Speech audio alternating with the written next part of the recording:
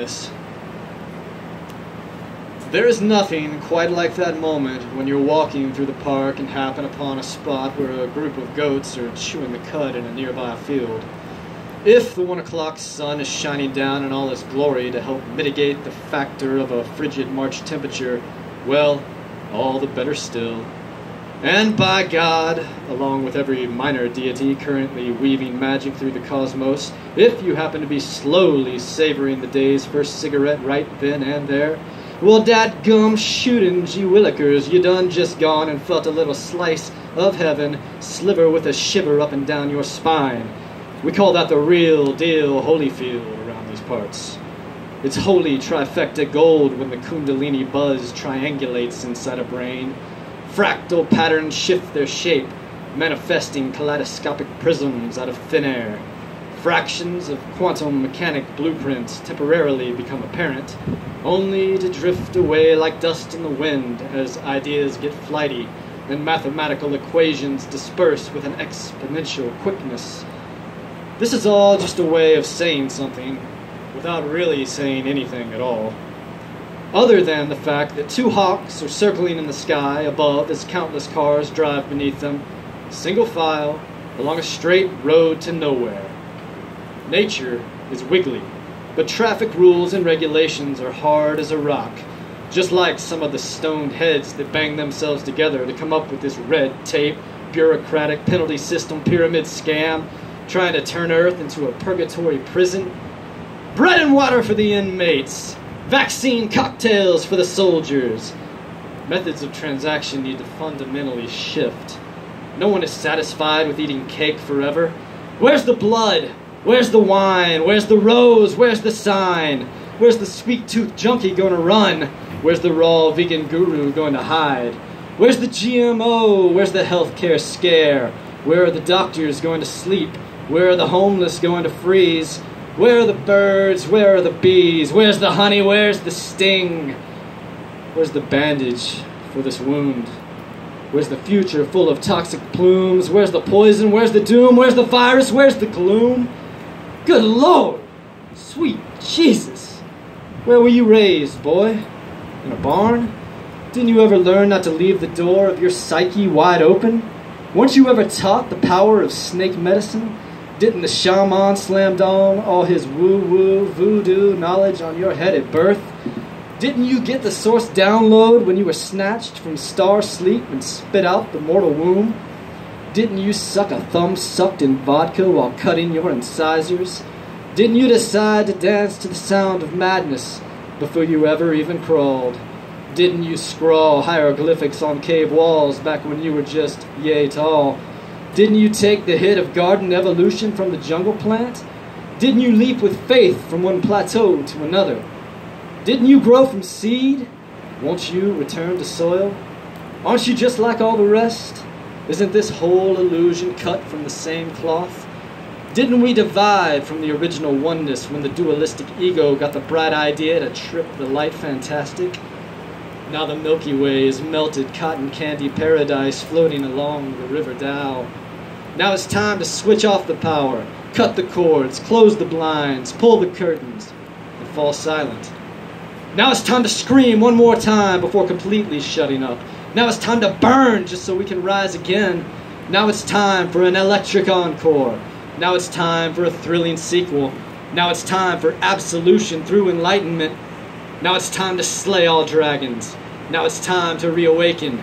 Now it's time to cast off dark shadows, shun the wickedness of evil in this world, and reclaim the sovereign birthright of humanity's unlimited spiritual potential. Now it's time for a new epoch of true freedom.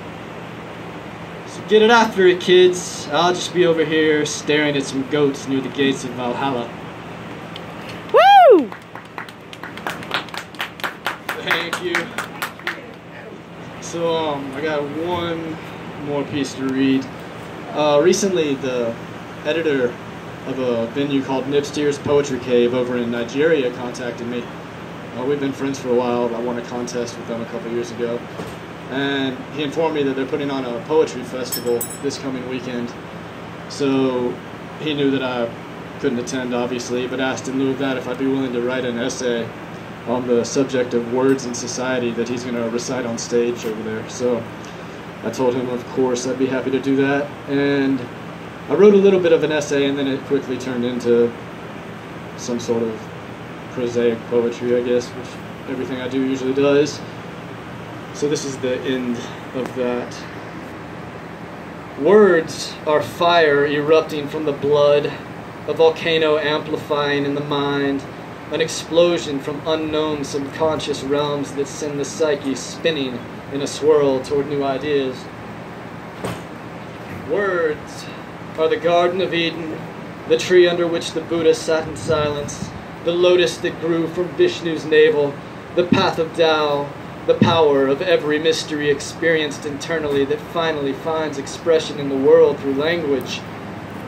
Words are the resonance of primal emotions that reverberate through auditoriums, amphitheaters, classrooms, bookstores, sound stages, open lots, attics, and basements. Might I add, bars. Around the world, wherever poetry is being recited. Words are birth and death and yawning graves that call for the mortal flesh to return to its original state of dust. Words are the urn where your father's ashes rest, the open sea where ships sail in spite of fear, the high skies where planes carry passengers to reunite with family members that haven't been seen in ages. Words are the first breath that escapes lungs as a baby is spit from the womb, the sacrificial wound, the last gasp that escapes a chest riddled with cancer.